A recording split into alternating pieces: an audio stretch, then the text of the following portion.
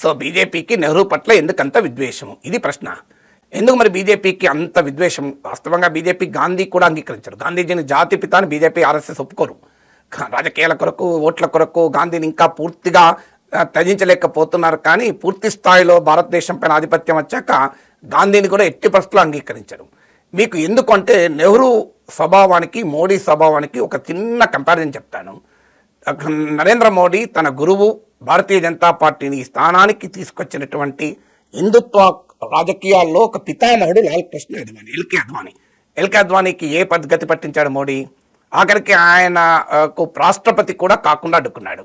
LK Advani president చేస్తా అంటే ఎవరాపారు మోడీని? ప్రతిపక్షాలు వద్దనయ్యా. ఎల్కే అద్వానీకి ఆఖరికి భారతరత్న కూడా ఇవ్వడానికి సిద్ధపడలే మోడీ. ఆర్ఎస్ఎస్ నుంచి వ్యతిరేకత వచ్చాక అంగీకరించారు. ఎందుకంటే రాజకీయాల కొరకు కర్పూరి ఠాకూర్, చరణ్ సింగ్ వీళ్ళందరికీ ఇచ్చాక మోడీకి మీకు అద్వానీకి ఇవ్వకపోతే సంఘ్ పరివార్లో ప్రతికూలత వస్తుందని తప్పనిసరి ఇచ్చారు. సో ఎల్కే అద్వానీ తన సహస్తాలతో, తన కష్టంతో భారతీయ జనతా పార్టీని ఈ స్థాయికి నిలిపి నరేంద్ర మోడీ ప్రధానమంత్రి కావటానికి ఆయన అద్వానీ నిర్మించిన బీజేపీ కారణం కదా. అద్వానీ కృషి లేకుండా మోడీ ప్రైమ్ మినిస్టర్ అయ్యేవాడా? కానీ అద్వానీ పట్ల మోడీ వివరించిన తీరు మనం చూసాం.